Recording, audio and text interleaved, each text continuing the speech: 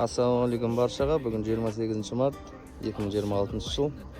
Так, Алматы қаласынан Сайран автовокзалдан прямой международный спальный автобустарымыздың кішігірім видео обзоры. Ол бізде 970 бар. Бұл автобус біз еш видеоға түсірмеген екенбіз. Водительдеріміз ренжіп жатыр. Бізді қашан түсіресің деп. Так, бұл спальный салон бізде. Водителіміз Анвар ака.